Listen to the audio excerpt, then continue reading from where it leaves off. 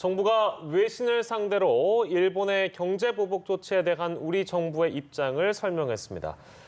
대화로 문제를 풀 수 있다고 강조를 했는데요. 네, 취재 기자 연결해 자세한 소식 들어봅니다. 강민경 기자. 네, 청와대입니다. 정부 관계자가 조금 전에 서울 프레스센터에서 외신 기자들을 상대로 백브리핑을 했습니다. 실명을 밝히지는 않고 이번 사태에 대한 정부의 입장을 설명하면서 이해를 구했는데요. 일단 이 관계자는 일본에 대한 비판보단 양국 협력의 중요함을 강조하면서 대화로 문제를 해결하자는 입장을 밝혔습니다. 일본의 수출 제한 조치와 우리나라 대법원의 징용자 판결 문제를 둘러싼 양국 간의 논란을 건설적인 대화로 풀 수 있을 거라 믿는다는 겁니다.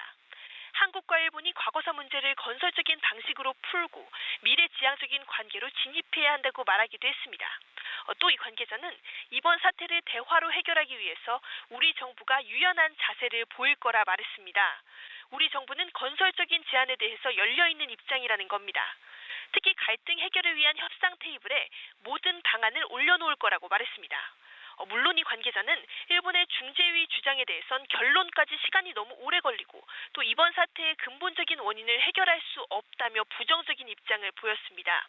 다만 징용자 판결 문제에 대한 일본의 중재위 주장을 수용할 수 없다고 일축한 어제 청와대 고위 관계자의 발언과는 온도차가 감지됐습니다.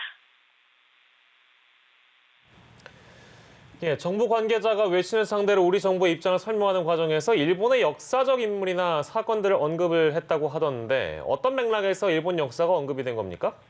네, 이 관계자는 한국과 일본의 미래지향적인 관계를 설명하는 과정에서 요시다 쇼인과 다카스키 신사쿠란 인물을 언급했습니다. 먼저 요시다 쇼인은 19세기에 조선을 정벌하자는 정한론을 주장한 인물입니다.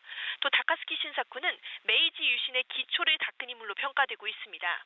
그런 두 사람조차 만약 지금에 살아있다면 한일 양국의 미래지향적인 관계에 동의할 것이라는 게 우리 정부 관계자의 발언이었습니다. 한일 양국의 협력 필요성을 강조하기 위해서 일본인들이 아는 역사적인 인물을 언급한 걸로 보입니다. 또 이 관계자는 19세기에 일본 막부를 무너뜨린 샤츠와와 조슈의 동맹을 언급하면서 우리나라와 일본이 협력하면 동북아 지역을 더욱 발전시킬 수 있다고 말하기도 했습니다. 이 같은 발언은 일본 내부의 여론을 의식했기 때문이 아니냐는 분석이 제기되고 있습니다.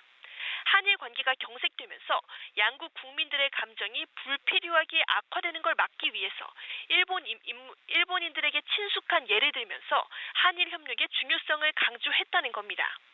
특히 이 관계자는 최근 퇴임한 아키히토 일왕을 언급하면서 새로 즉위한 일왕도 아버지처럼 지역의 번영과 평화에 공헌하길 바란다고 말하기도 했습니다.